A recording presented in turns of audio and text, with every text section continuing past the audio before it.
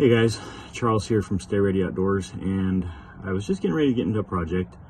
I realized it was probably a good opportunity for me to make a video on something that I couldn't really find any information out there about, at least as far as YouTube videos. There are people that discuss it on the various Patriot user groups on Facebook, but there was nothing really on YouTube that I saw. And the issue that I'm having is our 2023 Patriot X3 Gen 1. We have the Webasto that comes standard in the X3s, but you can option it on the other X models.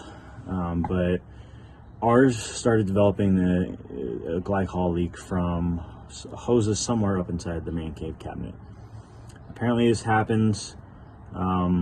It's a pretty easy fix from what I was reading, but I wanted to try emailing Patriot customer support to see how quickly they got back to me, because I know that in the past there were some complaints, especially for US users, as far as getting assistance with issues. I'm happy to say that I emailed Sarah pretty late for here at Pacific Standard Time, and I wasn't sure if she was in Australia or if she was here in the US and at the Vegas location, but she got back to me pretty quickly, especially considering it was late here. I want to say it was like 8 or 9 o'clock at night.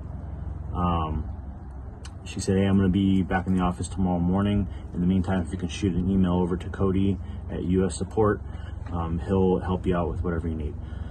So she said she'd follow up in the morning, make sure I got the assistance I needed, and she did.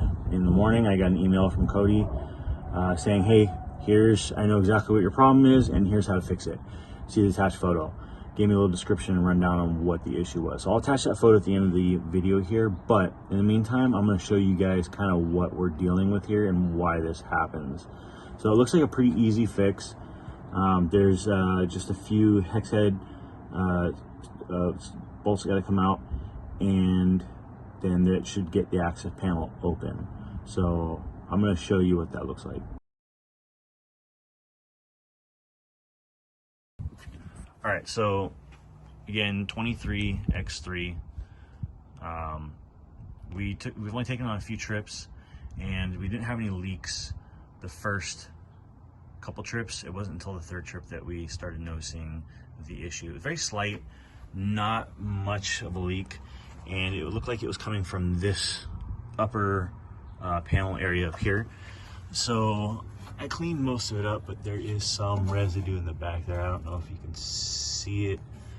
These are the hoses that run from the Webasto up into that upper cabinet. So from my understanding, we need to remove this whole upper shelf and then this access panel as well. So I've got a few tools out here. I've got some various size hex wrenches.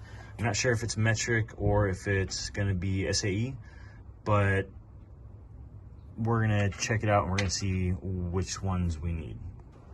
Okay, so after checking these, it looks like these little upper guys here are gonna be a metric 3. So there's those two, and then back here, the rest of these are gonna be a 4. So you've got those right there. Although the one outlier, and I don't know what it is, but that little guy back there is hard to get to, even with the wobble head bit or wobble head extension. It just didn't feel like a 4 was sitting in it, and I didn't want to strip it out. So just on hunch, I tried a 5/32, and that fit perfectly. So I don't know if that guy got mixed in the box or what, but it does look slightly smaller than the 4. So I'll probably swap that out at some point, or at least move that one over this way so I can just get a wobble head in there from now on out. But yeah, so that's the only issue I've run into so far. Okay, so got the shelf out. I kind of give it a little tug because it got a little stuck on these gaskets here, which is fine. But super easy, aside from that one little nut down there, but even that was not difficult. Just kind of had to figure out how to work on that. So anyways, you can see the glycol up in here. So I'm gonna get in there and clean that out, and then I think that's the offending little guy right there. He's got coolant all over him. So I'm gonna get in there and snug those up after I clean everything off, and hopefully that'll do it. Okay, so I got that all cleaned up, snugged up all the fittings. That back one actually was a little loose. A couple of these other ones just needed to be snugged up too. So I don't know if it was just vibration from driving that kind of worked them a little bit loose, or if they just were slightly loose from the factory, but hopefully that solves the problem.